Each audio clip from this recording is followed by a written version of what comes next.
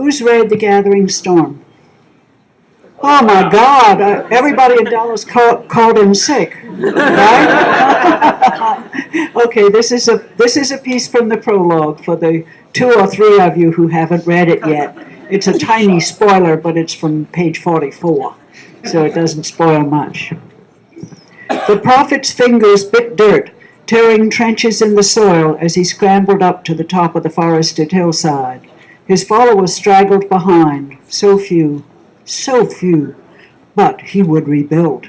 The glory of the dragon reborn followed him, and no matter where he went, he found willing souls, those with hearts that were pure, those who had hands that burned to destroy the shadow. Yes, think not of the past, think of the future, when the Lord Dragon would rule all of the land, when men would be subject only to him and to his prophet beneath him. Those days would be glorious indeed, days when none would dare scorn the prophet or deny his will, days when the prophet wouldn't have to suffer the indignity of living near the very camp, the very one, as shadows spawn, like that creature Abara. Glorious days were coming. It was difficult to keep his thoughts on those future glories. The world around him was filthy. Men denied the dragon and sought the shadow, even his own followers. Yes, that must have been why they had fallen. That must have been why so many died when assaulting the city of Malden and its dark friend Aiel. The prophet had been so certain. He had assumed that the dragon would protect his people, lead them to a powerful victory. Then the prophet would finally have gotten his wish. He could have killed Perenebara with his own hands, twist that too thick bull's neck in his fingers, twist it around, squeezing, feeling the bone. I can chew the scenery too. Feeling the bones crack, the flesh ring, the breath stop. The prophet reached the top of the ridge and brushed the dirt from his fingers. He breathed in and out, scanning around him, underbrush rustling as his few remaining followers climbed up toward him. The canopy was dense overhead, and very little sunlight peeked through. Light, radiant light. The dragon had appeared to him the night before the attack, appeared in glory, a figure of light, glowing in the air in shimmering robes. Kill Perenebara, the dragon had commanded, kill him. And so the prophet had sent his very best tool, Abara's own dear friend. That boy, that tool had failed. Aram was dead. The prophet's men had confirmed it. Tragedy. Was that why they had not prospered? Was that why, out of his thousands of followers, he now had only a bare handful? No, they must have turned against him, secretly worshipping the shadow. Aram, dark friend. That was why he had failed. The first of his followers, battered, dirtied, bloodied, exhausted, reached the top of the ridge.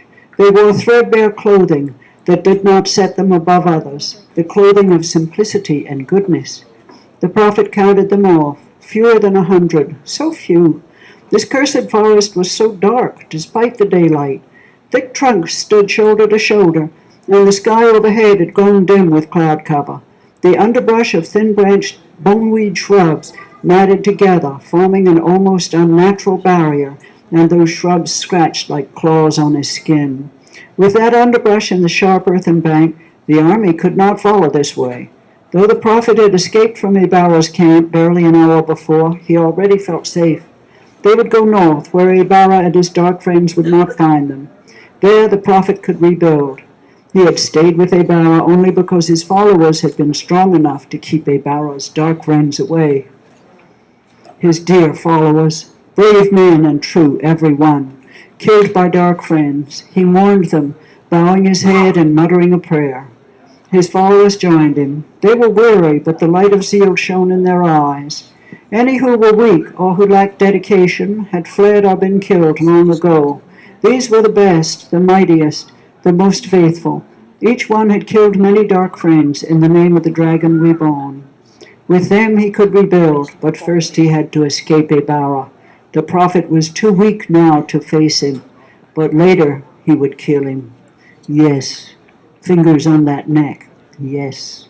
The prophet could remember a time when he'd been called something else, Masema. Those days were going very blurry to him, like memories from a former life. Indeed, just as all men were reborn into the pattern, so had Masema been reborn. He had cast off his old profane life and had become the prophet. The last of his followers joined him atop the cliff face. He spat at their feet. They had failed him, cowards. They should have fought better. He should have been able to win that city. He turned north and pushed his way forward. The landscape was growing familiar. They would climb to the highlands, then cross over and enter Almoth Plain. He pushed through a patch of the dark brush and entered a small clearing. His men followed quickly. They would need food soon, and he would have to send them hunting. No fires. They couldn't afford. "Hello, Masema," a quiet voice said. He hissed, spinning, his followers bunching around him and pulling out weapons.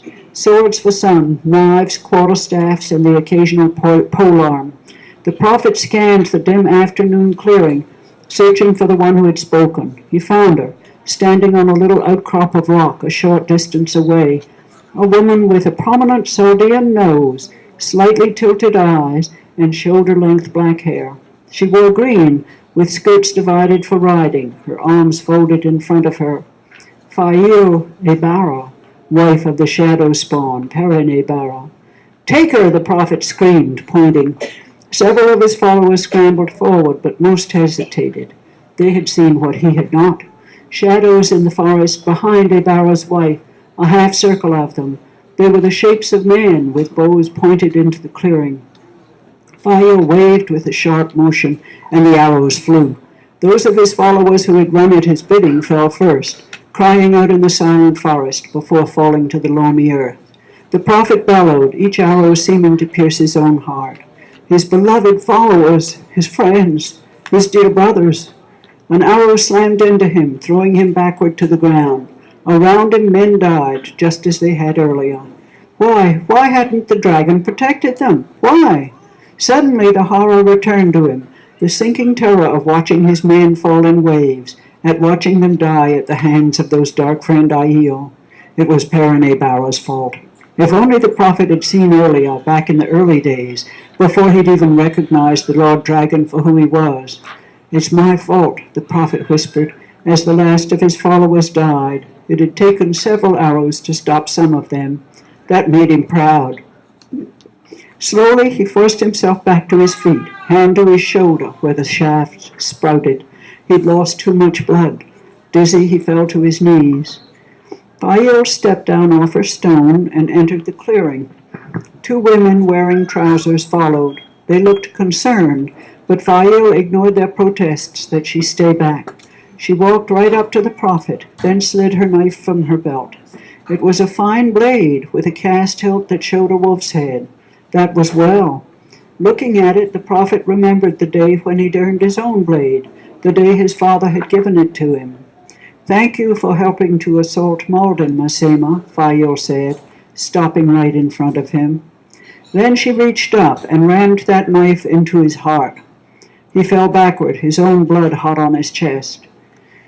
"Sometimes a wife must do what her husband cannot," he heard Fael tell her women as his eyes fluttered, trying to close. "It is a dark thing we did this day, but necessary. Let no one speak of it to my husband. He must never know." Her voice grew distant. The prophet fell. Masema, that had been his name. He'd earned his sword on his 15th birthday. His father had been so proud. It's over then, he thought, unable to keep his eyes open. He closed them, falling as if through an endless void. Did I do well, Father, or did I fail? There was no answer, and he joined with the void, tumbling into an endless sea of blackness. Thank you.